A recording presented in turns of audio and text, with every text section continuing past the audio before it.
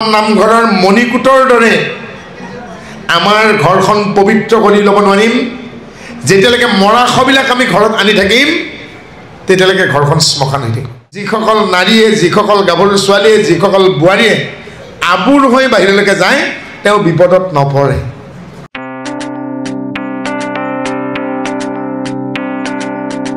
এই দুখাখন তোৰ বুকুৰ যদি তেজ মই দ্ৰৌপদীৰ চুলিত খানি নিনো দ্ৰৌপদীয়েও চুলি নাবান্ধিবলে। দ্ৰৌপদী প্ৰতিজ্ঞা কৰিছিল যেতিয়ালৈকে দুখাখনৰ বুকুৰ তেজ মোৰ চুলিত নালাগে মই খোপা নাবান্ধো বেনি নাগাটো। সেইকাৰণে বেনি সংহাৰ নাটক। গতিকে পৰিণতি কি হয় এবাৰ ভাবি চাব লাগে আৰু মানুহে পৰিণতিৰ কথা নাভাবে কাৰণেই আজিৰ সমাজত মূৰ্খৰ নাটকবিলাক চলি আছে। গতিকে আমাক কি ক'লে কৈছে হিংসা কাৰ্য কৰাৰ আগমুহূৰ্তত মনলৈকে হিংসা ভাব আহিলেও এবাৰ চিন্তা কৰক পৰিণতি কি হ'ব। অথা হিংসা বিতৰ্কা ক্ৰীতা কাৰিতা অনুমোদিতা লোভ মোহ পৰাক্ৰমাঃ মৃদু মদ অধিমাত্ৰাঃ বিসৰ্জন অনন্ত ফলানি। হিংসাক লৈ কেতিয়াও বিতৰ্ক কৰা উচিত নহয়। হিংসাৰ পৰিণাম সদায় ভয়াৱহ। যি হিংসা কৰে যি হিংসা কৰোৱাই যি হিংসা কাৰ্যক সমৰ্থন কৰে এই তিনিজন ব্যক্তি লোভ মোহৰ বশৱৰ্তী হয় আৰু এই তিনিজনৰ ভিতৰত কোনোবাজনে কম পৰিমাণে কোনোবাজনে মজলীয়া ধৰণে কোনোবাজনে অতিপাত ভোগে। কাৰণ তেওঁলোকে জীৱনৰ পদূলিত বিগ গছৰ পুলি এজোপা ৰুই লয় আৰু সেই বিগ গছৰ পুলি ৰুপাই দিন ফলে ফলে জাতিষ্কাৰ হ'ব নাতি পুতিলৈকে খাব। গতিকে হিংসাক কেতিয়াও প্ৰশ্ৰয় দিব নালাগে। হিংসা বাক্যৰে হ'ব পাৰে, হিংসা আঘাতেৰে হ'ব পাৰে, হিংসা মানসিকভাৱে হ'ব পাৰে। আমাৰ কয় নহয় মোক বৰ হিংসা কৰে নেকি মানুহজনে, লিষ্টত দেখোন মোৰ নামটোৱে নাহিল। এই চৰকাৰৰ হিতাধিকাৰীৰ তালিকাখনত আমাৰ গাঁওখনৰে বাৰী বিধৱা মানুহ এজনীৰ নামটো নাহিল। তাই উৰুষা পজা বতাহ বৰষুণ দিলেই তাই বিচনা তলত সোমায়। কিমান চৰকাৰ সলনি হ'ল কিন্তু কোনেও সেই বিধৱা মানুহজনীৰ নামটো লিষ্টত নিদিয়ে যে এটা ঘৰ পাওঁ।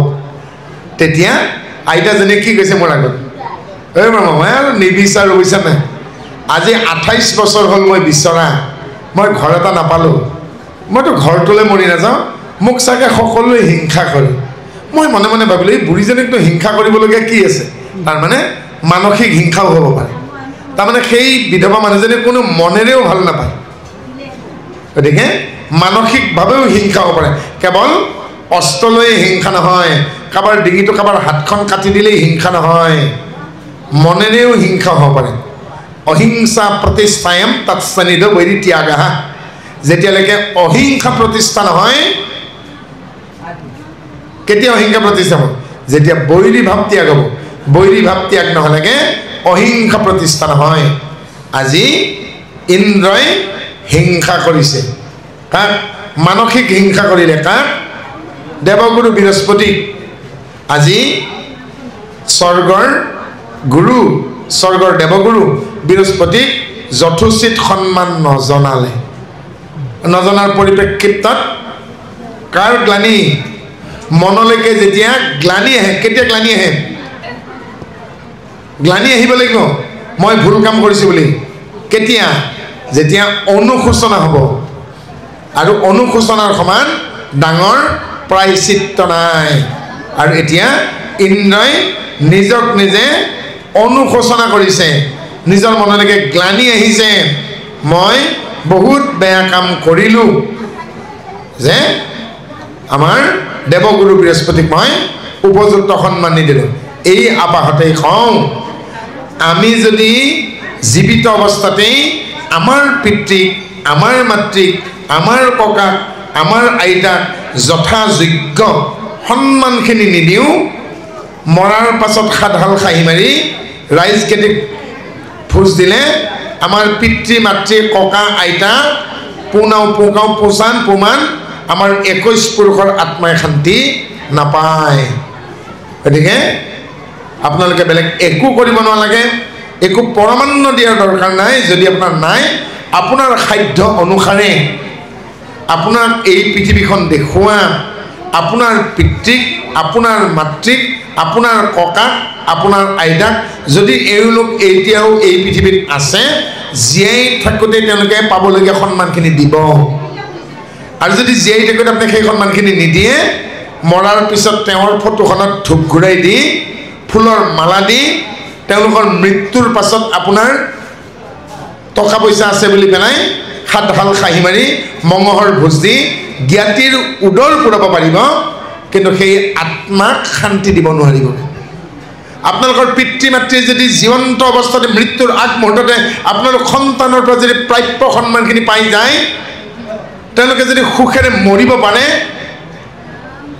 তাৰ পৰিণতিত আপোনাৰ ঘৰখন স্বৰ্গ নহয় বৈকুণ্ঠ হৈ পৰিব সেইখন ঘৰ বৈকুণ্ঠ বুলি কয় যিখন ঘৰত জ্যেষ্ঠক কনিষ্ঠই শ্ৰদ্ধা জনায় কনিষ্ঠক জ্যেষ্ঠই আদৰ কৰে মৰম কৰে চেনেহ কৰে যিখনত সদাচাৰ আছে দেখাচাৰ আছে লুকাচাৰ আছে যিখন ঘৰত ব্যভিচাৰ নাই সেইখন ঘৰ বৈকুণ্ঠ আৰু সেইখন ঘৰত আনন্দৰ খলকনি সদায় লাগি থাকে সেইখন ঘৰত কাৰল কৰাল ৰেখে নাপায় সেইখন ঘৰত বিপদ আহিলেও বেছি দিন সি থিতাপি নহয় আৰু সেইখন ঘৰত ভকতৰ সদায় আহ যাহ হয় আৰু সেইখন ঘৰ হাবি গুচি ফুলনি হৈ যায় যদি পাবলগীয়া সন্মানখিনি জ্যেষ্ঠসকলে কনিষ্ঠৰ পৰা পায় তেতিয়াহে জ্যেষ্ঠসকলে কনিষ্ঠসকলে মৰম আদৰ চেনেহ দিব নিদিব যেন গতিকে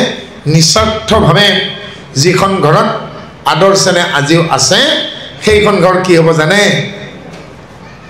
কঠীয়াতলিত ভিজাই থোৱা ধানকেইটা পেলাই দিলে যেনেদৰে অংকুৰিত হয় যিখন ঘৰত সন্মান আছে মৰ্যাদা আছে আদৰ আছে কদৰ আছে কনিষ্ঠৰ প্ৰতি মৰম আদৰ চেনেহ আছে জ্যেষ্ঠৰ প্ৰতি সন্মান আছে মৰ্যাদা আছে সেইখন ঘৰত স্বৰ্গীয় বা দিব্য কেইটামান গুণৰ জন্ম হয় যেনেদৰে ভিজাই থোৱা ধানকেইটা বোকা মাটিত ছটিয়াই দিলে অংকুৰিত হয় ধানে গজালি মেলে ক্ষমা বিনয় লজ্জা মান সম্ভ্ৰম ত্যাগ অনুশাসন শৃংখলাবদ্ধতা salvation dedication politeness modesty দেই এনেকুৱাকৈ ডিভাইন কোৱালিটি বুলি কওঁ দিব্য গুণসমূহ স্বৰ্গীয় গুণসমূহৰ উৎপন্ন হ'ব ঘৰখনে সেই দিব্য গুণসমূহৰ কঠীয়াতলি হৈ পৰিব অংকুৰিত হ'ব দিব্য গুণসমূহৰ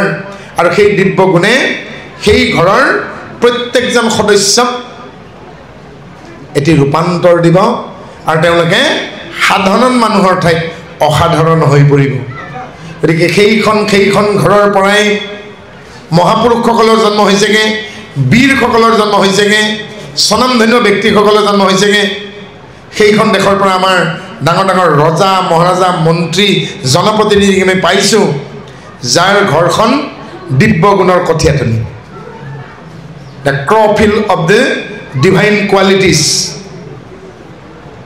যেতিয়ালৈকে আমি আমাৰ ঘৰখন দিব্য গুণৰ কঠীয়াতলি কৰিব নোৱাৰোঁ যেতিয়ালৈকে আমি নামঘৰৰ মণিকূটৰ দৰে আমাৰ ঘৰখন পবিত্ৰ কৰি ল'ব নোৱাৰিম যেতিয়ালৈকে মৰাশবিলাক আমি ঘৰত আনি থাকিম তেতিয়ালৈকে ঘৰখন শ্মশান হৈ থাকিব যেতিয়ালৈকে দুখৰ বাৰ্তাবোৰ দুখৰ কথাবোৰ মনত পেলাই আপোনালোকে নিজৰ বুকুৰ মাজত এখন চিতা জ্বলাই ৰাখিবগৈ তেতিয়ালৈকে আপোনালোকে শান্তিৰ বাৰ্তা নাপাব গতিকে দুখৰ চিতাত পানী ঢালি দিয়ক সুখৰ চিতাত পানী ঢালি দিয়ক আত্মাত পৰমাত্মাৰ সন্ধান কৰক হৃদয়খন ঈশ্বৰৰ জিৰণিস্থল বুলি ভাবক ঘৰখন শিক্ষাৰ কঠীয়াতলি বুলি ভাবক ঘৰখন দিব্যগুণৰ কঠীয়াতলি বুলি পেলাওক আৰু আঘোণৰ পকা ধানৰ পৰিৱৰ্তে আপোনালোকৰ নাতি পুতিৰ জৰিয়তে সোণগুটি চপাব পাৰিব যি খেতিয়কে কাতি আহিন মাহৰ শুকাই যোৱা পথাৰত ধানৰ গুৰিত পানী ৰাখিবলৈকে সক্ষম হয় তেওঁ সোণগুটি বুটলিবলৈকে সক্ষম হয় আগতীয়া ধান হ'লে পতা নহয়, হয় নেকি? নহয়, আগতীয়া ধান বানে খায়, বানপানী খায়। নুমলীয়া ধান পতা নহয়, সময়ৰ ধান গুটি হয়। আৰু আহিন কাতিত ৰাখিবা পানী, ৰজাই যেনেকৈ ৰাখে ৰাণী। আহিন কাতি মাহত যদি ধানৰ গুড়ত, ঘেঁহুৰ গুড়ত পানী নাথাকে, এই পতান হ'ব। আৰু সময়তকৈ যদি আগতে আমি খেতি কৰোঁ, তাক বানপানীয়ে খাব। সেইকাৰণে চতুৰ খেতিয়কসকলে অধিককৈ কঠীয়া কৰে, যাতে বানপানীয়ে খোৱা কঠীয়াখিনিৰ পাছত আকৌ ৰুব পাৰে। গতিকে খেতিয়কে কেতিয়াও হতাশ নহয়। বছৰত 4 বাৰ বানপানী অহাৰ পাছতো 4 বাৰ 5 বাৰ ধান মাৰি পেলোৱাৰ পিছতো আকৌ তেওঁ ধান ৰুবলৈকে উৎসাহ পায়। কোনে দিয়ে? খেতিয়ক কেতিয়াও হতাশ নহয়। আৰু আমাৰ সংস্কৃতি দুটা, এটা হ'ল ঋষি সংস্কৃতি, এটা হ'ল কৃষি সংস্কৃতি। গতিকে আমি সেইখন পথাৰৰ কঠীয়া য'ত আমাৰ পিতৃপুৰুষে ৰুইছিল, গতিকে ভাল ধান পাবলৈকে, ভাল ফল পাবলৈকে অলপ কষ্ট কৰিব লাগিব। গতিকে সেইকাৰণে আমি কৈছোঁ, home is the primary crop field of the education. ঘৰখনে শিক্ষাৰ কঠীয়াতলী। এদিন আমি আইৰ হাতৰ আঙুলিত ধৰি শিকিছিলোঁ, মা, দেউতা, ককা, আইতা। এদিন শিকিছিলোঁ ভীমকলৰ কলপাতত পিছফালে অ, আ, হচৈ দি গৈ। এদিন আখৰ জুতিয়াইছিলোঁ। আৰু আজি আমি অসমীয়া ভাষাৰে আদান প্ৰদান কৰিছোঁ, ভাৱৰ আদান প্ৰদান কৰিছোঁ। অ, আ, হচৈ দীঘলী কৰা আখৰবোৰ লগ লাগিছিল। যেনেকৈ ছোৱালীবোৰে ফুল বুটলি এডাল সূতাৰে গাঁঠি মালা সৃষ্টি কৰে, আখৰবোৰ লগ লাগি শব্দ হ'ল, ভাৱৰ বাক্যৰ প্ৰকাশ হ'ল, অৰ্থযুক্ত হ'ল। আৰু এদিন অৰ্থযুক্ত শব্দবোৰ লগ লাগি বাক্য হ'ল, বাক্য ৰঞ্জিত হ'ল। আৰু সেই বাক্যই মানুহক আহ্লাদিত কৰিব পৰা হ'ল। শব্দৰ গুণ আছে শব্দ ব্ৰহ্মৰ। বেয়া শব্দ এটা কোৱাৰ লগে লগে কাৰোবাৰ ভাত এসাঁজ পেটত নাযাবও পাৰে। আৰু ভাল উৎসাহজনক কথা এটা কোৱাৰ লগে লগে আত্মহত্যা কৰিব যোৱা মানুহজনেও আকৌ উৎসাহ পাব, আকৌ নতুনকৈ জীৱনটো আৰম্ভণি কৰাৰ উৎসাহ পাব। গতিকে সদায় মানুহক নিৰুৎসাহিত কৰাতকৈ উৎসাহ দিব পৰা বাক্যবোৰ প্ৰয়োগ কৰা উচিত। গতিকে কেতিয়াও মানুহৰ মনত আঘাত লগা কথা নক'ব, তেওঁ লাগে কলা বোবাই হওক।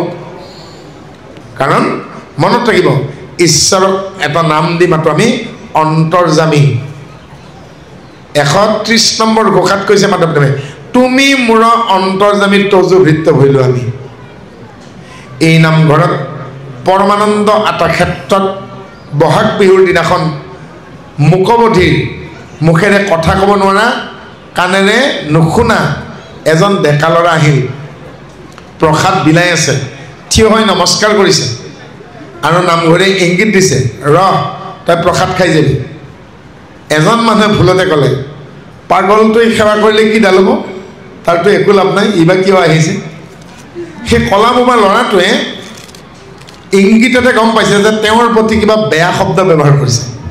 কাণেদি শুনা নাই, কিন্তু তেওঁ ঠাইতে ঘূৰি পেলাই গুচি গ'ল। আৰু তেওঁৰ চকুলৈকে চাইছিলোঁ, চকুহাল চলচলীয়া হৈছে। নামঘৰীয়ে তেতিয়া সেই মানুহজনক কৈছেগৈ, আপুনি কি কাৰণে ল'ৰাটোক অপমান কৰিলে? তেওঁ মানুহজনে কৈছে কি ডাল হ'ব, সি কাণেৰে নুশুনে, মুখেৰে কথা ক'ব, কিন্তু পাগল নহয় কি? তেতিয়া নামঘৰীয়ে ক'লে, আপোনাৰ পঢ়া শুনা ভেলুলেছ। বোলে কি ভেলুলেছ? বোলে পাগল আৰু কলা বোবা একে হয় জানো? পাগল আৰু কলা বোবা একে বুলিতো অভিধানত নাই। পাগল কাক কয় বাৰু? পা মানে পাওঁ, ভৰি, গল মানে ডিঙি, ডিঙিৰ ওপৰত যে ভৰি দুখন কঢ়িয়াই পৰে তাকে পগলা বুলি কয়, পাগল বুলি কয়, যে অৰ্থহীন কামবোৰ কৰি ফুৰেগে। আৰু যি ব্যক্তিয়ে কাণেৰে শুনা নাপায় আৰু মুখেৰে কথা ক'ব নোৱাৰে, তাক সংস্কৃতত মুখবধিৰ বুলি কয়, অসমীয়াত কলা বোবা বুলি কয়, ইংলিছত ডিফেণ্ডাম বুলি কয়। ডিফেণ্ডাম আৰু মেপ ইংলিছ অভিধান মতে বেলেগ বেলেগ শব্দ, আৰু অসমীয়া অভিধান মতে কলা বোবা আৰু পগলা দুটা বেলেগ শব্দ। তে মাষ্টাৰ ডিগ্ৰী কৰা মানুহ এজনে যদি কলা বোবা মানুহজনক পগলা বুলি কয়, আমি কেনেকৈ ধৰিম? তে নামঘৰী এজনে কৈছেগৈ, মোৰ বেছি শিক্ষা দীক্ষা নাই, কিন্তু মই এটাই বুজোঁ, কলা বোবা আৰু পগলা একে নহয়। তে সাধাৰণ আনুষ্ঠানিক শিক্ষা অকণমান লাভ কৰা এজনে মানুহ এজনক লাজ নিদিলেনে? গতিকে আকাৰ ইংগিততে বুজি গ'ল সেই কলা বোবা ল'ৰাটোৱে মোক অপমানসূচক বেয়া কথা কৈছে। তেওঁ প্ৰত্যুত্তৰ দিয়া নাই, তেওঁ গুচি গ'ল। আৰু গুচি গ'ল পিছদিনাখন যিজন মানুহে অপমান কৰিছিল সেইজন মানুহে চেম্পুৰ পেকেটত ভৰি দি বাথৰুমত পিছল খাই পৰি মুখখন ৱালত খুন্দা খাই জিভাখনত 5টাকে চিলাই পৰি আজি এবছৰ হৈ গ'ল সেই মানুহজনে কথা ক'ব পৰা নাই। এতিয়া নামঘৰীয়াই কৈছেগৈ আপুনি যে এতিয়া কথা ক'ব নোৱাৰে আৰু কাণখন বোলে গমগমাই থাকে শুনা নাপায়, এতিয়া আপোনাক কলা বোবা বুলি ক'ম নে পাগল বুলি ক'ম? আপুনি মানে কাগজ এখনত লিখি দিছেগৈ কলা এজন কথা ক'ব নোৱাৰা ল'ৰা আৰু কাণেৰে নুশুনা ল'ৰাক আপুনি পাগল বুলি কৈছিল এবছৰ আগতে। এতিয়াতো আপুনি বাথৰুমত পিছল খাই পৰিলে, মুখখন গৈ ৱালত লাগি বেকা হৈ গ'ল, জিভাত 5টা চিলাই পৰিল, ভাগ্য টুকুৰি নগ'ল আৰু ৱালত জোৰকৈ খুন্দা মাৰাৰ কাৰণে তেওঁ কাণেৰে ভালকৈ শুনা নোপোৱা হ'ল। নামঘৰী এতিয়া কাগজত লিখি দিছেগৈ এতিয়া আপোনাকো পাগল বুলি ক'ম নেকি বাৰু? কাৰণ এতিয়াতো আপুনিও কাণেৰে নুশুনে, মুখেৰে কথা ক'ব নোৱাৰে। তেতিয়া নামঘৰীয়াই আকৌ এখন কাগজত লিখিছে পৰিণতি সদায় ভাবিব আপুনিও এদিন চাই হৈ যাব। সেইকাৰণে মই কওঁ বেয়া নাপাব, গতিকে শ্মশানৰ চাই হ'বৰ কাৰণেই যেন শ্মশানৰ চিতাৰ শৰীৰৰে মানুহবোৰ জ্বলে আৰু বেলেগকো জ্বলায়। নিজে জ্বলি যাওক মমডালৰ দৰে, বেলেগক নজ্বলাব। আপুনি যদি কাৰোবাক জ্বলাইছেগৈ আপুনিও জ্বলিব। গতিকে নিজে জ্বলি পৰি চেচ হৈ যাওক মমডালৰ দৰে, কিন্তু কাকো জ্বলাবৰ চেষ্টা নকৰিব। কাৰোবাক যদি জ্বলাবৰ চেষ্টা কৰে আপোনাকো এই প্ৰকৃতি আৰু সময়ে জ্বলাব। পৃথিৱীত কোনো স্থায়ী নহয়, কোনো স্থায়ী নহয়। মোক সকলোৱে কয় মোৰ বন্ধুবৰ্গই হেৰা ব্ৰহ্ম অট্টালিকা এটা নবনোৱা কিয়? মই তেতিয়া কৈছোঁ কি কোন থাকিব? মই বাৰু অট্টালিকাটো বনাম, তাত কোন থাকিবগৈ? কাৰণ মোৰ সন্তান হয়তো বিদেশত গুচি যাব পাৰে, হয়তো স্বদেশ স্বজাতিৰ কল্যাণৰ কাৰণে মোৰ সন্তানে হয়তো সামৰিক বিভাগত যোগদান দিব পাৰে, হয়তো সৈন্যৰ গুলি বুকুত পাতি লৈ তেওঁ শ্বহীদ হৈ যাব পাৰে, ময়ো হয়তো কালি গাড়ী তলত চেপেটা হৈ যাব পাৰোঁ। কোন থাকিবগৈ? মই কৰিম কি? 5তলা বিল্ডিং বনাই পেলাই সেই 100 ফুট ওপৰত উঠি চেয়াৰ এখনত বহি মই চুবুৰীত কোনে কি কৰি আছে চাই থাকিম নেকি? এই 5তলীয়া বিল্ডিংটো বনোৱাৰ পাছত কিমান টকা টেক্স দিব লাগিব সেই টেক্সটো কোনে দিব? গুৱাহাটীত মানুহবোৰৰ বুদ্ধিবৃত্তি বেছি হৈছে নেকি? প্ৰত্যেকখন ঘৰত 5খনমানকৈ গাড়ী, বাপেকৰ গাড়ীখন পুতেকে নালাৰে, মাকৰ স্কুটিখন জীয়েকে নালাৰে, জীয়েকৰ মেট্ৰিকত পোৱা স্কুটিখন মাকে নালাৰে। মই তাকে তেওঁলোকক ক'ব বিচাৰিছোঁ এই গাড়ীবিলাকেৰে ডাইৰেক্ট মৰাৰ পিছত গুচি যাব নেকি স্বৰ্গলৈকে? হয় নাই? গতিকে বহু মানুহ দেখিছোঁ হঠাতে যদি অকণমান পইচা পাই যায় এটাই চিন্তা কৰে 2ঠাইমান মাটি কিনি থওঁ নেকি, 2খনমান দামী গাড়ী লওঁ নেকি। কেইজনে বাৰু চিন্তা কৰে এটা হেল্থৰ ইঞ্চুৰেঞ্চ কৰি থওঁ, স্বাস্থ্য বীমা এটা কৰি থওঁ, হঠাতে যদি বেমাৰ আজাৰ হৈ যায় ক'ত পইচা পাম? ছোৱালীটোক ভৱিষ্যতে বিয়া দিব লাগিব, দুপত দিনক দিনে দাম বাঢ়ি আছে, অকণমান এভৰি সোণ কিনি থওঁ। নাই, তাকে নকৰি কি কৰিবগৈ তেলখিনি কেনেকৈ পুৰি শেষ কৰিব পাৰি এখন দামী গাড়ী চিন্তা কৰিব। কিন্তু এইটো কিয় চিন্তা নকৰে? হাতীৰ খাৱন যিমান লাদনো সিমান। সদায়তো হাতী লাদিব নালাগে, সদায়তো বস্তু কঢ়িব নালাগে, কিন্তু হাতীকতো সদায় কলগছ লাগিব, পাব ক'ত? গতিকে বহু কথা আছে। এটা বিল্ডিং বনাবৰ চেষ্টা কৰাতকৈ এখন গৃহ বনাবৰ চেষ্টা কৰক। কাৰণ থাকিবলৈকে মানুহক অট্টালিকাৰ কোনো প্ৰয়োজন নাই। যিদিনাখনে অট্টালিকা বনাওঁতে বনাওঁতে বসুমতীৰ ভাৰসাম্য ধ্বংস হ'ব আৰু সেইদিনাখন যি ঠাইত বিল্ডিং বেছি আছে পৃথিৱীত সেইবোৰ ঠাইতেই ভূমিকম্প বেছি হয়, বসুমতীৰ ভাৰসাম্য নোহোৱা হৈ যায় আৰু সেই ঠাইত সোমাই গুচি যায় পৃথিৱীৰ বহু ৰাস্তা দেখিছোঁ বহু ৰাজপথ দেখিছোঁ হঠাতে মস্ত ডাঙৰ এটা ফাঁক হৈ যায় আৰু তাত গাড়ী মটৰ বহুত সোমাই যায় হঠাতে এটা সৃষ্টি হৈছে বহু ঠাই এনেকুৱা আছে সেইকাৰণে কৈছোঁ নিজৰ খেতিৰ মাটিডৰা বিক্ৰী কৰি নিদিব নিজৰ মৰমৰ মাটিডৰাত আপুনি থাকিবৰ কাৰণে এটা আতুমটোকাৰীকৈ পজা হ'লেই হ'ব তাত এটা বিল্ডিং বনোৱাৰ প্ৰয়াসটো নকৰাই ভাল কোনোবাই কৰিছে কৰি থাকক কাৰণ এতিয়া ল'ৰা ছোৱালী কম মানুহৰ এটা বা দুটাতকৈ সন্তান নাই গতিকে থাকিব কোন তাতে চিন্তা কৰকচোন গতিকে এনেকুৱা ধৰণৰ আমাৰ ছিষ্টেম আনি দিলে মানুহবোৰ নিষ্কৰ্মা হ'ল তুলসী পুলিডালো পদূলিত ৰুই নলয় আজিৰ তাৰিখত যদি মই চাওঁ অসমীয়া হিন্দু মানুহৰ পথাৰবোৰত বিহলঙনি গজি আছে পৰিশ্ৰম কৰা মুছলিম মানুহ খেতিয়কজনৰ পথাৰত মাকৈ হৈ আছে খাৰুপেটীয়া দলগাঁৱলৈকে চাওক 1 চেণ্টিমিটাৰ মাটিও এনেই খেদোৱা নাই গতিকে পৰিশ্ৰমী মানুহৰ মৰণ নাই আৰু আমিবোৰ এদিন বোলে আমাৰ অসমীয়া সৈন্যই মোগলক 7 বাৰ পৰাজিত কৰিছিল 7 বাৰ পৰাজিত কৰা মোগলক আজি অসমীয়া ডেকা ল'ৰাই হাৰমতি সাপ্তাহিক বজাৰত আজি ৰাতিপুৱা মই নামিছোঁ 5 কেজি আলু পিঁয়াজ লোৱাৰ পাছত এটা ল'ৰাই বাওঁফালে এবাৰ চাইছে সোঁফালে এবাৰ চাইছে মোলৈকে চাইছে মোক কৈছে আপোনাক চিনি পাওঁ লাগিছে মই বোলো তুমি কি বিচাৰি আছা বোলে মই এখন টমটম বিচাৰি আছোঁ কিহৰ কাৰণে এইখিনিলৈ মই কেনেকৈ যাম 7 বাৰ মোগলক পৰাজিত কৰা অসমীয়া সৈন্যৰ তেজ আজি আমাৰ অসমীয়া ডেকাৰ গাত নাই 5 কেজি আলু পিঁয়াজ লৈ উঠি তেওঁ এখন ই ৰিক্সা বিচাৰিছে কাৰণ এইখিনিলৈ ঘৰত যাব 5 কেজি ওজনৰ বস্তুখিনি আধা কিলোমিটাৰ খোজকাঢ়ি যাব নোৱাৰা ডেকা ল'ৰাই জানো আকৌ আমি শৰাইঘাটৰ ৰণত আমি শত্ৰুক পৰাজিত কৰিব পাৰিমনে শত্ৰুবোৰ বৰটোপ যদি চোতালত পৰাৰ লগে লগে কিজানি ঢেৰেকণিত বজ্ৰপাতত গৰুৱে মানুহে চৰক পৰা দি মৰে যায়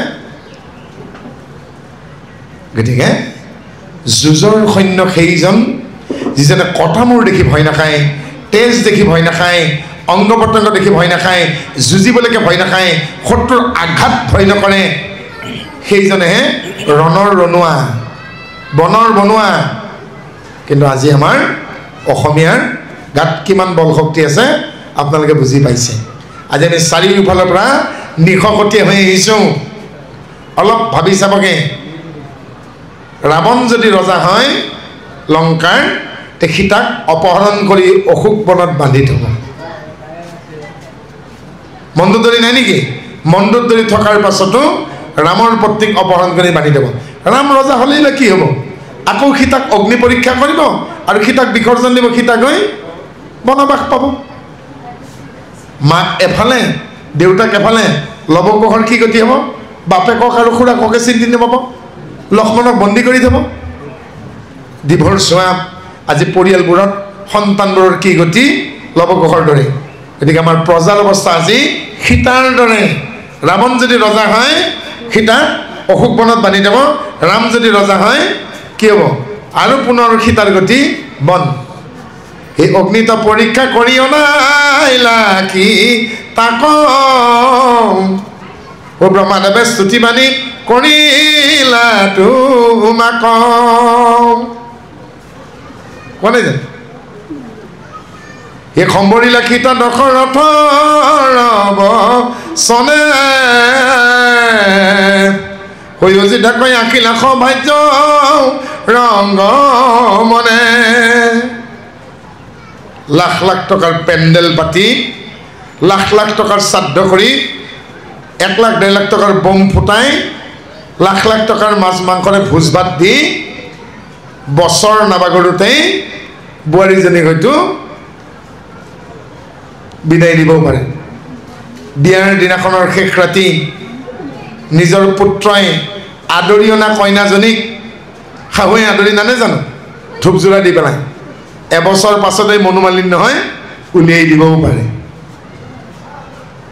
হয়নে গতিকে সীতাৰ কথা গ'ল দ্ৰৌপদীৰ কথা ভাবক যদি দুৰ্যোধন ৰজা হয় তেতিয়াহ'লে শকুনিৰ পৰামৰ্শত দ্ৰৌপদীক নাঙত কৰিবৰ চেষ্টা কৰিব যুধিষ্ঠিৰ ৰজা হয়ে বা হ'ব কি যদি যুধিষ্ঠিৰ ৰজা সত্যবাদী ধীৰ ৰজা যুধিষ্ঠিৰ বুলি কওঁ সত্যবাদী হ'লেই বা হ'ব কি যদি যুদ্ধৰ মাজত কয় অশ্বত্থামা হত কিন্তু দি গৈছে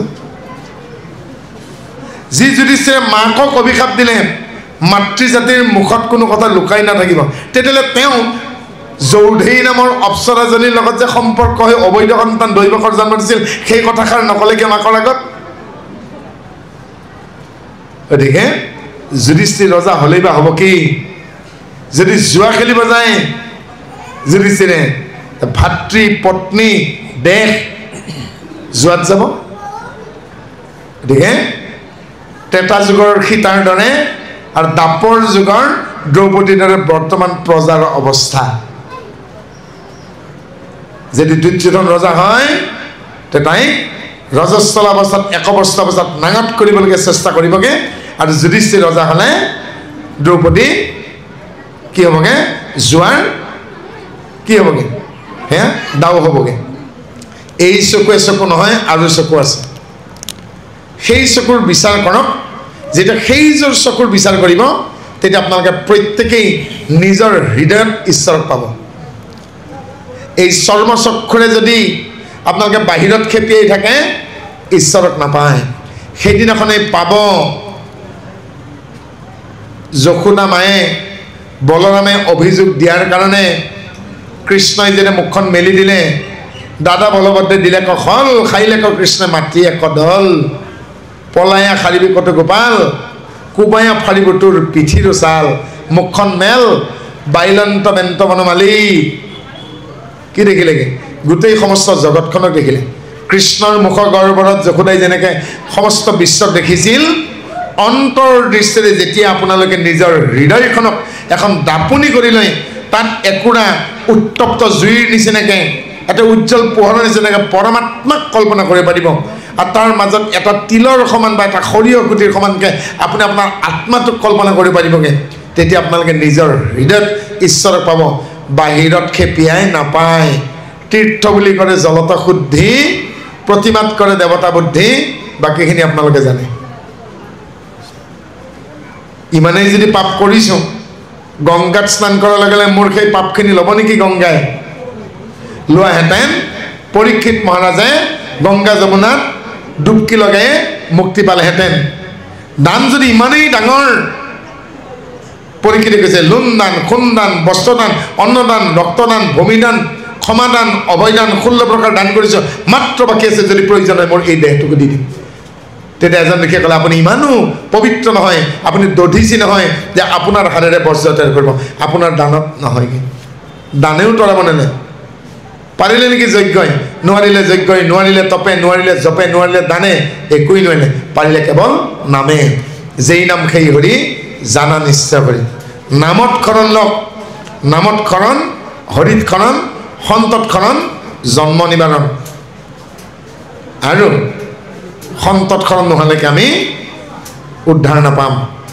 আজিৰ অনুষ্ঠান ৰাতিপুৱাৰ পৰা যি অনুষ্ঠান হৈছেগৈ আপোনালোকে যিসকলে ইয়াত আহিছেতো পাবই যিসকলে ইয়ালৈকে আহিব পৰা নাই ঘৰত বহিয়ে হয়তো আৰু 4 দিনমান পাছত আজিৰ অনুষ্ঠানখিনি ঘৰত বহিয়ে আপোনালোকে পুনৰ চাবলৈকে পাব বা আপোনালোকে যদি কৰা নাই কালিন্দী ভুমৰা চেনেলটো ছাবস্ক্ৰাইব কৰি ল'লে আপোনালোকে ইয়াৰ আগতে যিমানবিলাক অনুষ্ঠান হৈ গৈছে তেওঁ বাণী বন্ধন কৰিছেগৈ আজি যোৱা 2-3 বছৰ সমস্তখিনি আপোনালোকে সেই চেনেলটোত আপোনালোকে গীতা পাঠ ভাগৱত পাঠ বিবাহ অসমীয়া ভাগৱত পাঠ হিন্দী ভাগৱত পাঠ বিভিন্ন ধৰণৰ আমাৰ যিমানখিনি ভাগৱতী আছে যিসকল ইয়াত আহি পোৱা নাই তেওঁলোককো আপোনালোকে চেনেলটোৰ জৰিয়তে আপোনালোকে ঘৰতে পাব কেৱল আপোনালোকে আবেলি বা গধূলি বা আপোনালোকে সময় পালে একটা কাপোৰৰ চিৰিয়েল কেইখন চাই থাকিলেই নহ'ব একটা কাপোৰৰ হিন্দীৰ চিৰিয়েল কেইখনত যিখিনি নীতি নিয়ম দেখুৱায় সেইখিনি নীতি নিয়ম আমাৰ বেদত নাপায় মই সৰু উদাহৰণ এটা দিছোঁ একটা কাপোৰৰ হিন্দী চিৰিয়েল কেইখনত কইনাজনী গিৰিয়েকৰ ঘৰত স্বামীৰ ঘৰত আহোঁতেকে চৰিয়াটোৰ ওপৰত কাঁহী বাচন কাঁহীৰ ওপৰত ঘটিটো তাতে চাউল ভৰাই ফুটবল খেলিব দিয়ে 1 লাঠি মাৰিব দিয়ে 1 গুৰ মাৰিব দিয়ে উচৰ্গাত অহা কাঁহী বাচনখিনিৰ ওপৰত ঘটিটো থৈ তাতে এঘটি চাউল ভৰাই পেলাই এক গুৰ মাৰিব লাগে বুলি ঋকবেদ, সামবেদ, যজুৰ্বেদ, অথৰ্ববেদত মই পোৱা নাই। কোনোবাই পাইছে যদি মোক জনাব। শ্লোক সংখ্যা আৰু পৃষ্ঠা সংখ্যা আমি আকৌ এবাৰ বেদ পঢ়িম। বহু চিৰিয়েলত দেখা পাইছোঁ একটা কাপোৰৰ সপ্তপদী গমনত চাটফেৰে বুলি কয় হিন্দীত 7 খিলা পাণ 7টা তামোলত গছকিব দিয়ে। 7 বাৰ অগ্নিৰ চাৰিওফালে ঘূৰোতেগে 7 খিলা পাণত আমি নামঘৰত আছোঁ। কোনোবা শিৱ মন্দিৰত যায়, কোনোবা কালী মন্দিৰত যায়, কোনোবা মনসা মন্দিৰত যায়, কোনোবা হনুমান মন্দিৰত যায়, চবতে তামোল পাণ লাগে। বিষ্ণুৰ পূজাটো নাই, কালী, দুৰ্গা, লক্ষী, সৰস্বতী, বিশ্বকৰ্মা, ইন্দ্ৰ যিমান পূজা আছে তামোল পাণ চবতে লাগে। নালাগে জানো? তামোল পাণ মানৰ, তামোল পাণ সন্মানৰ, তামোল পাণেৰ বহুত জেগা য'ত ভাঙে। আৰু সেই তামোল পাণ বিয়াত হোমৰ চাৰিওফালে বা ভাগৱতৰ সন্মুখত 7 খোজ বৰৰ কথা মতে কইনাই দিওঁতে 7 খিলা পাণত 7 বাৰ গছকিব লাগে বুলি পেলাই ঋক, সাম, যজু, অথৰ্ব বা উপনিষদবিলাকত আমি পোৱা নাই। কোনোবাই যদি পাইছে মানৰ তামোল পাণ গছকিব লাগে আমাক ক'ব লাগে। অশ্মাৰোহণ বুলি কথা এটা আছে। অশ্মা মানে শিল, আৰোহণ মানে উঠা। কইনাই সম্প্ৰদানৰ অন্তত স্বামীৰ কাষত বাওঁফালে বহিব আৰু স্বামীয়ে কইনাৰ শিৰত ধৰি বচন গাব লাগে। ওম ইমাম আৰোহা অশ্মানম অশ্মেবা তং স্থিৰা বাবাহা প্ৰীতন্নতঃ ৱাধস্বহা। হে আয়ুষ্মতী, তুমি সহ্য ধৈৰ্য সাৰোগত কৰি গৰ্ব অহংকাৰ আৰু মনৰ চঞ্চলতা পৰিত্যাগ কৰি এটি শিল যেনেদৰে ধীৰে ধীৰে ক্ষয় যায়, তোমাৰ মনৰ চঞ্চলতা ক্ষয় নিয়াই তুমি স্থিৰমতি হোৱা। এই বুলি বেদত আছে। কিন্তু এই বুলি নাই যে আমাৰ যে পটাগুটি আৰু পিহনাখনৰ পটাগুটিটোৰ ওপৰত ভৰি দিব লাগে বুলি লিখা নাই। এতিয়াও বহু সমাজত দেখিছোঁগে পটাগুটি মানে পিহনাৰ ওপৰত থকা পটাগুটিটোৰ ওপৰত কইনাক ভৰি দিব দিয়ে। অশ্মা মানে শিল, আৰোহণ মানে উঠা, কিন্তু পটাগুটিৰ ওপৰত উঠিব লাগে বুলি পেলাই স্পেচিয়েলি লিখা নাই। কিন্তু সেইকাৰণে কৈছোঁগে একটা কাপোৰৰ হিন্দী চিৰিয়েল চাই নীতি নিয়ম মানিলেই নহ'ব। যদি আপোনালোকে বিচাৰে বেদ পঢ়ক, উপনিষদ পঢ়ক, বিধি পঢ়ক, আৰু কেৱল উপৰুৱাকৈ কৈ নিদিব চিৰিয়েল চাই নিয়ম নকৰিব। কাৰণ হিন্দী চিৰিয়েল আৰু অসমীয়া বিবাহৰ লোকাচাৰ একে নহয়। অসমীয়া সমাজত আমাৰ দৰাৰ ঘৰখনে বিয়া কৰে। সেইকাৰণে দৰাৰ মাকে কইনাৰ সেউতা ফালি সেন্দুৰখন দিয়ে। কইনাক কাণে কাণে কয় আজি তোক লৈ গ'লো হয়, কিন্তু কি কৰিবি আমাৰ তাতো পেণ্ডেল দিছে, সি বোলে ৰাইজ গাড়ী লৈহে তোক নিব। সাজু হৈ থাকিবি, কালি তালৈ যাবি, মাৰৰ বুকুৰে মোৰ বুকুৰ মাজত সোমাবি, কয় নকয় দৰাৰ মাকে। কিন্তু অইন সমাজত কি কৰে, দৰাটোৱে বিয়া কৰে। কিন্তু দৰাটোৱে জানো কেৱল বিয়া কৰে? দৰাৰ ভনীয়ে কইনাৰ ননদ নহয় নেকি? দৰাৰ ভায়েক কইনাৰ দেৱৰ নহয় নেকি? দেৱৰ আৰু ননদে কইনাক কি কৰিব লাগে? নবৌ নকয় জানো? গতিকে শহুৰ শাহুৰ কাৰণে বোৱাৰী, ননদ আৰু দেৱৰ কাৰণে বৌ, নহয় জানো? তেতিয়াহ'লে অকল দৰাটোৱে বিয়া কৰিছে, দৰাটোৰ লগতে সম্বন্ধ, বাকী মানুহৰ লগত মাতবোল কৰিব নালাগিছিল, হয় নহয়? সেইকাৰণে কৈছোঁ তেওঁলোকৰ সংস্কৃতি তেওঁলোকে ৰাখক। হিন্দী চিনেমা চাই, হিন্দী চিৰিয়েল চাই নিজৰ লোক সংস্কৃতিক ধ্বংস নকৰিব। আৰু যদি সেই চিৰিয়েল চাব লাগেগে, কইনাক কি কৰি দিয়ে চাবচোন, কইনাৰ কাপোৰ চাবচোন হিন্দী চিৰিয়েলবিলাকত, বুকু পেট একো ঢাকা নাখায়। অসমীয়া সমাজত সেইটো নহয়। অসমীয়া সমাজৰ পৰম্পৰা কেনেকৈ? দৰাই কইনাক ক'ব লাগিব, কি বুলি ক'ব লাগিব? ওম জৰংগ স্বাহা পৰিধৎস্বা ৱাসু ভবা কৃষ্টি নম অভিহি ষষ্ঠি পাৱ শতংস জীৱ শৰদ শতম সুবৰ্ষা ৰৈংসা পুত্ৰ নানু সংভয়া শৈষ্মদিনং পৰিচ্ছৱাসহ। অসমীয়াত ক'লে কেনেকুৱা হ'ব? হে আয়ুষ্মতী, হে লক্ষ্মী, আজি কি কৰিলে? দিক আৰু বাণী দি সুন্দৰী শিপিনীসকলে সুন্দৰকৈ সূতা কাটি কাপোৰ বৈ উত্তম বস্ত্ৰ তৈয়াৰ কৰি তোমাক কইনাৰ সাজত সজাই পৰাই ভকত ভাগৱতৰ মাজলৈ আৰু আগলৈ যিদৰে আনয়ন কৰিছে, অদূৰ ভৱিষ্যতে তুমি এনেদৰে নিজে বস্ত্ৰ তৈয়াৰ কৰি অথবা কষ্ট উপাৰ্জিত ধনেৰে বস্ত্ৰ ক্ৰয় কৰি সৰ্বাংগ ঢাকি মৰ্যাদা সহকাৰে বস্ত্ৰ পৰিধান কৰিবা আৰু আনকো বস্ত্ৰ পৰিধান কৰাবা। এই বুলি কৈছে দৰাই কইনাক আজিৰ পৰা তুমি যদি মাতৃগৃহতে হওক স্বামীগৃহতে হওক এখোজো যদি বাহিৰত ওলোৱা নিজৰ শৰীৰত মন দিবা যে কাপোৰৰ কাৰণে তুমি অসংযত হৈ আছা নেকি কইনাই কি কৰে কান্ধৰ পৰা ভৰিৰ হাড়গাঁঠিলৈকে ঢাকি ৰাখে মই কোৱা নাই যে সদায় মুগা আৰু পাত পিন্ধিব লাগে কিন্তু যি কাপোৰেই নিপিন্ধক কিয় এজনী কইনাই পুলিচতো কাম কৰিব পাৰে তেওঁ পুৰুষৰ দৰে কাপোৰ পিন্ধিব লাগিব এজনী নাৰ্ছে স্কাৰ্ট আৰু টপ পিন্ধে বগা দীঘল মোজা পিন্ধে নাৰ্ছৰ কাপোৰটো ধুনীয়া দেখি নেদেখি জানো যি কাপোৰেই নিপিন্ধক কিয় শৰীৰটো আবৃত হ'ব লাগিব 2 লাখ টকীয়া মোবাইল এটা কিনি যদি কভাৰেই নলগায় হ'ব নেকি গতিকে যিসকল নাৰীয়ে যিসকল গাভৰু ছোৱালীয়ে যিসকল বোৱাৰীয়ে আবুৰ হৈ বাহিৰলৈকে যায় তেওঁ বিপদত নপৰে সৰস্বতী পূজাৰ দিনাখন দেখিছোঁ মেখেলা চাদৰ পিন্ধি ওলাই যায় বান্ধৱীৰ ঘৰত সোমাই যায় দীঘল কাপোৰবোৰ ছুটি হৈ যায় বাইকত যোৱা ককাইকে ভনীয়েক বুলি চিনি নাপায় পিছফালৰ পৰা যি কৰিব লাগে কৰে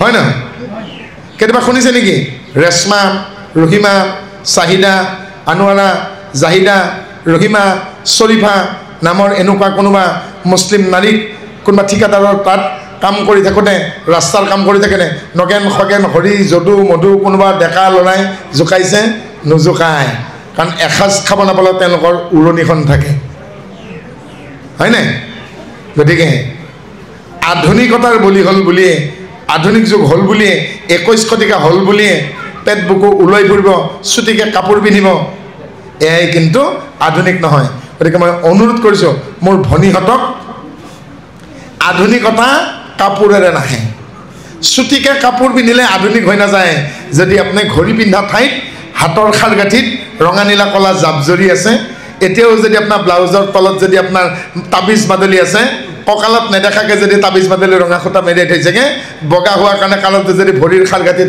কলা সূতাডাল মেৰিয়াই থৈছেগৈ আপুনি কেনেকৈ আধুনিক এতিয়াও যদি আপুনি জৰিয়েই দিব পাৰে হৰিক কেনেকৈ ধৰিবগৈ গতিকে সেই মানধাতা যুগৰ আপুনি এতিয়াও তাবিজ মাদলি এৰিবই পৰা নাই হাতৰ বুঢ়াঙলি বাদে ৰঙানীলা কিমান ধৰণৰ তাবিজ মাদলি পাথৰ কাৰোবাৰ কাৰোবাৰ গড়ৰ খৰ্গৰ টুকুৰাও দেখিছোঁ মই সোণৰ আৰু ৰূপৰ আৰু তামৰ আঙুঠিত মই সুধিলোঁ আজি ৰেলত ফুলতে টোপনি গুচি গ'লোঁ তাঁতিবাহৰৰ পৰা হাৰমতি পালোঁ কাষত বহি থকা মানুহ এজনে সুধিলোঁ কি বস্তু কলা কলা এইটো সেইটো মানে ৰাইন'চৰাছ ইউনিকৰ্নিছৰ টুকুৰা বোলো মই ইংলিছ বুজি নাপাওঁ দিয়ক অসমীয়াত কওঁ তেন্তে কৈছেগৈ এশিঙীয়া গড়ৰ টুকুৰা এটা সোমাই লৈছোঁ ইংলিছত কৈছে আৰু convent rhinoceros it is a pitch of rhinoceros unicornis তাৰমানে কৈছেগৈ এই এশিঙীয়া গড়ৰ টুকুৰা লগাই লৈছে বোলো এইটো পিন্ধিলে কি হ'ব অমুক হয় মই তেতিয়া তেওঁ কৈছে আপুনি ক'ত কাম কৰে মই দুলীয়াজানত কাম কৰোঁ ইয়াত ক'ত আহিছে শহুৰৰ ঘৰত বাৰু মই বোলো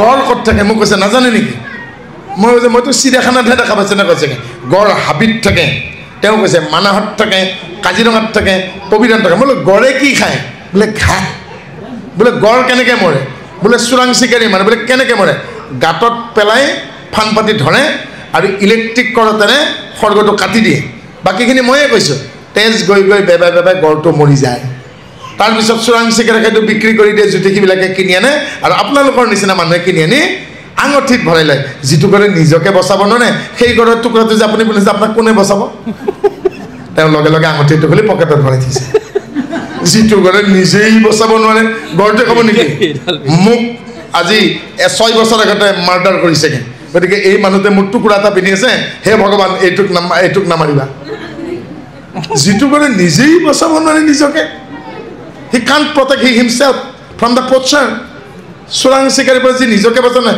তাত আকৌ শিংটোৰ টুকুৰা এটা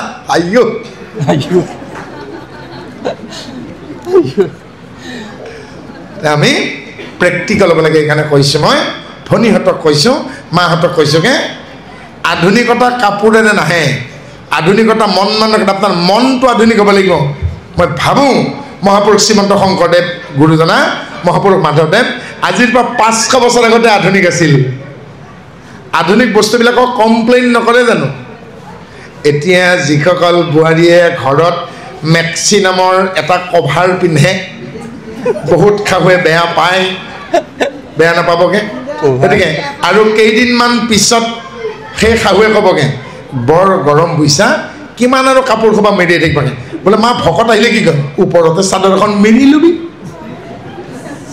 পাইছে বুজি কিন্তু কিছুদিন পিছত সেইটো স্বাভাৱিক হৈ যাব তাৰমানে আধুনিক হৈ গ'ল আজিকালি হোৱা নাই জানো কলিকতাত গ'লে হাফ পেণ্ট আৰু স্পৰ্টিং পিন্ধা দেখা পাব বোৱাৰীবিলাকক আধুনিক হৈ গ'ল গতিকে শংকৰদেৱ আজিৰ পৰা 500 বছৰ আগতে আধুনিক কাৰণ তেওঁ সকলোৱে কমপ্লেইন কৰিছে মূৰ নকৰাই পূজা নকৰে শ্ৰাদ্ধ নকৰে পিণ্ড নিদিয়ে মাছ মাংস লগা কমপ্লেইন কৰা নাই জানো 500 বছৰ আগতেই শংকৰদেৱ মাধৱদেৱ আধুনিক হয় নে নহয় তেওঁ শংকৰদেৱে আমাক বহু আগুৱাই থৈ গ'ল বিয়াৰ দিনাখন বিয়াৰ শেষত 5টা প্ৰতিজ্ঞা কৰিব লাগে বাপে বৰ ধুনীয়া প্ৰশ্ন ৰাখিছে 5টা প্ৰতিজ্ঞা কৰিব লাগে প্ৰথম প্ৰতিজ্ঞাটো কি ঈশ্বৰ উপাসনা আদি সৎ কৰ্ম কৰোঁতে মই আপোনাৰ সহধৰ্মী ৰূপে উপস্থিত থাকিম হ'ল দ্বিতীয় প্ৰতিজ্ঞা কি জ্ঞাতি কুটুম্ব আৰু ভকত বৈষ্ণৱক সেৱা আগবঢ়াওঁতে মই আপোনাৰ সহধৰ্মিনী হ'ম তৃতীয় প্ৰতিজ্ঞা কি অৰ্থনৈতিক দিশত ধন ধান আদি অৰ্জন কৰোঁতে আৰু ব্যয় কৰোঁতেও মই আপোনাৰ সমভাগী হ'ম চতুৰ্থ প্ৰতিজ্ঞা কি আছিল স্বদেশ স্বজাতিৰ কল্যাণমূলক সকলো কৰ্মত সকলো কাৰ্যত মই আপোনাৰ কায়াৰ লগৰ ছায়াৰ দৰে অতি সন্নিহিততে উপস্থিত থাকিম পঞ্চ প্ৰতিজ্ঞা কি আছিল বাৰু স্ববাসতেই হওক বা প্ৰবাসতেই হওক কৃষি কৰ্মতেই হওক বা বৃত্তি কৰ্মতে হওক মই নিস্বাৰ্থভাৱে অপ্ৰমাদিত হৈ আপোনাক সম্পূৰ্ণ সহযোগিতা আগবঢ়াই যাম উপৰোক্ত পঞ্চ প্ৰতিজ্ঞা পালনত ঈশ্বৰে মোক সহায় কৰক লাষ্টৰ প্ৰতিজ্ঞাটো কি গতিকে লাষ্টৰ প্ৰতিজ্ঞাটোলৈকে যদি 5টা প্ৰতিজ্ঞা সঁচাকৈ কৈছে সঁচাকৈ যদি মুখেৰে কৈছে আৰু বিশ্বাসযোগে কৈছে তেতিয়াহ'লে সেই পত্নীয়ে কেতিয়াও স্বামীক শাকে আনিছে নে মাছে আনিছে নুসুধে সেই পত্নীয়ে ঘৰখন ঘৰ কৰি ৰাখিব 100 টকা পালেও ঘৰখন চলাব 500 টকা পালেও ঘৰখন চলাব সেইগৰাকী সহধৰ্মিনী বুলি কৈছে যিগৰাকী আয়ে কি কৰে স্বামীক সহযোগিতা যিগৰাকী নাৰীয়ে স্বামীক সকলো কথাতে সহযোগিতা আগবঢ়ায় যিয়ে ফেম ধৰি নাথাকে যিয়ে অভিমানত মুখখন ফুলাই নাথাকে যিয়ে স্বামীৰ সৎকাৰ্যত উভত গুৰে নানাচে সেইগৰাকী সহধৰ্মিনী বুলি কৈছে যিয়ে স্বামীৰ ধৰ্ম পালনত সহায়কাৰী হয় সেইজন সহধৰ্মিনী সেইগৰাকী আইক পত্নী বুলি কয় যিয়ে স্বামীক স্খলনৰ পৰা পতনৰ পৰা ৰক্ষা কৰে পতন যুগ ই পত্নী স্বামীয়ে ক'লে বিয়াখনলৈকে যাম মাহীৰ ছোৱালীৰ 6টা বজাত আহি পাম সাজু হৈ থাকিবা 6 বাজিল 7 বাজিল 8 বাজিল 9 বাজিল 9:30 বজাত ক'লে মই মিটিং এখনত থকা কাৰণে ফোনটো ছুইচ অফ কৰি থৈ দিছিলোঁ আজি যোৱা নহ'ল পিছত এদিন যাম আৰু আইগৰাকীয়ে সমস্যাটোৰ গুৰুত্ব বুজি অভিমান নকৰি কাপোৰ কানি সলাই আকৌ ঘৰুৱা পোছাক পিন্ধি শান্তিমতে অইন দিনাখনৰ দৰে ভাত পানী বনাওক আৰু কওক বিয়াৰ দিনাখন যোৱালৈহে গোৱা নে গ'লেওতো পামে তেওঁলোকতো আৰু এই পৃথিৱীৰ পৰা গুচি নাযায় অইন এদিনাখন যাম দিয়ক কাৰণ যিটো চাকৰিৰ পৰা আমাৰ ঘৰখন চলি আছে ল'ৰা ছোৱালী দুটা বাহিৰত পঢ়ি আছে চাকৰিটো ডাঙৰ কথা গতিকে বিয়াৰ দিনাখন যাই পেলাই দেখা দিয়েহে নেদেখা নে যাম দিয়ক তেওঁলোকেও বুজিব এনেকৈ যিজনে বুজে সেইগৰাকী পত্নী আজি এতিয়া ভাবিকে কাপোৰ খোপা পিন্ধি থাকিবলৈকে মোক কিয় কৈছিলগৈ ভাতো নবনাওঁ ময়ো নাখাওঁ আপুনিও খাব নালাগে সেইজনী পত্নী নহয় যদি বুজাবুজিয়ে নাথাকিল সেইখন কি সংসাৰ গতিকে এটা ফৰ্মুলা মই সলাইছোঁ কেনেকুৱা ফৰ্মুলা হিন্দী চিনেমাৰ ফৰ্মুলা এটা আছিল টেঙা খাব মন গ'লেই পানী খোৱা গিলাচটোত কেঁচেমা গোন্ধ পালেই আৰু বমি কৰিব আৰম্ভ কৰিলে ভাল খবৰ আছে বুলি কয় কিন্তু ভাল খবৰবিলাক আচলতে কেতিয়াবা গণ্ডগোলীয়া হৈ যায় মোৰ ল'ৰাটো তেতিয়া 2য় শ্ৰেণীত পঢ়ে ভাড়াঘৰৰ এজন মানুহে বমি কৰি আছে আইতাকক ফোন কৰিলে আইতা আমাৰ ভাড়াঘৰত ভাল খবৰ আছে কিয় কাৰণে এজন মানুহে টেঙা খাম বুলি কৈছে মায়ে তেতেলী দিছে আৰু তেওঁ ৰাতিপুৱাৰ পৰা বমি কৰি আছে তেতিয়া আইতাকে সুধিলে মানুহজন কেনেকুৱা বোলে ওখ দেউতাতকৈ কেনেকুৱা দেখাত বোলে কলা আৰু কি আছে বোলে নাকৰ তলত মুচকুচা আছে তাতকৈ বোলে মতা মানুহ গতিকে টেঙা খাব মন গ'লে বমি কৰিলে ভাল খবৰ নহয় ভাল খবৰ কোনটো ল'ৰা আৰু ছোৱালী এটা বিয়া পাতি দিয়া হ'ল দুইজনে দুইজনক বুজিছে মান অভিমান কম ঠেপেচ থাকিবই কিন্তু দুইজনে দুইজনক এনেকৈ বুজিছে যে তেওঁলোকে একো বিসংগতি নাই হাই উৰুমি নাই কাজিয়া পেচাল নাই সুন্দৰকৈ বৰ বেছি টকা পইচা নাপায় এটা কোম্পানীত কাম কৰে 7,000 মান টকা পায় কিন্তু সেইখিনি টকা পইচাৰে ছোৱালী আৰু ল'ৰাটোৱে ইমান ধুনীয়াকৈ চলিছে যেন ল'ৰাটো ফাৰ্ষ্ট ক্লাছ অফিচাৰ হয় নাই সেইখিনি কাপোৰকে ধুনীয়াকৈ মাৰ্জিত কৰিছে ধুনীয়াকৈ ৰাখিছে ঘৰখন চিজিলকৈ ৰাখিছে দুডাল ফুল ৰুইছেগৈ তাই অফিচত গীতেক যোৱাৰ পাছত ধুনীয়াকৈ আতুম টুকাৰি কৈছেগৈ লাহেকৈ তাই নিজে চিলাই মেচিনৰ কাম জানিছিল অকণমান হাতৰ কাম বিহুৰ বতৰ চুবুৰীটোত কৈ দিলে কাৰোবাৰ যদি ব্লাউজ লাগে কিবা লাগে আনিবি মই ঘৰৰ পৰা মেচিন লৈছোঁ চিলাই দিম চুবুৰীৰ প্ৰায় 20জনীমান বোৱাৰীৰ ব্লাউজ চিলাই দিলে 14জনী নাচনীৰ ব্লাউজ চিলাই দিলে হাতত কেইটামান টকা জমা হ'ল আৰু স্বামীয়ে ক'লে এইয়া গোদৰেজ এটা ল'ব লাগিছিল কাপোৰবোৰ এনেকুৱা হৈ আছে কেনেকৈ বোলে কৈছে তেতিয়া আপুনি দৰমহাৰ টকা খৰচ কৰিব নালাগে কিন্তু মই আনিব পাৰিম বোলে তুমি ক'ত পালা বোলে মাখিৰ মূৰৰ ঘিউকাৰী ময়ো কেইটামান টকা স্বামীকো সহায় কৰি দিছে স্বামীকো কৈছে হাতৰ বিদ্যা যিখিনি আছে সহায় কৰিছে চাবচোন কিমান ধুনীয়াকৈ বঙালী ফেমিলিবোৰ চাবচোন অতি কম টকাত ধুনীয়াকৈ চলে এখন ফেন আনিবলৈকে এটা ফ্ৰিজ আনিবলৈকে এখন ভেণ্টিলেটৰত লগোৱা বা এখন কণ্ট্ৰলৰ ফেন আনিবলৈকে 2 বছৰ আগৰ পৰা প্লেন কৰে আমাৰ মানুহে একেদাবে পইচা পোৱাৰ লগে লগে এখন গাড়ী কিনিম এটা ফ্লেট কিনিম গাঁৱত নাথাকোঁ টাউনত যাম এটা কেঁচুৱা হ'ব দে তাৰপিছত গম পাবি মাকক লৈ পেলাই নিকিনা গোলাম কৰিব তেনে মাকক লৈ গ'লে কাকতি আজিকালি নাই নিবলৈ নাই বোৱাৰীৰ লগত গ'ল ক'ত বোলে তাতে কেঁচুৱা কোনে ল'ব থাক বাপেকে বন্দী হয় এনে কিন্তু নালাগে মাককো নালাগে বাপেকে যেতিয়া কেঁচুৱাটো হ'ল কাৰণ গিৰিয়েকো অফিচত যাব ঘৈণীয়েকৰ যে কেঁচুৱা কোনে ৰাখিব হয়নে গতিকে বৰ বেয়া দিনবোৰ আহিল গতিকে বাপে অভিমানৰ কথা নহয় প্ৰেক্টিকেল কথা কৈছেগে কিমতে ভকতি কৰিব তোমাত হৰি হৰি হৰি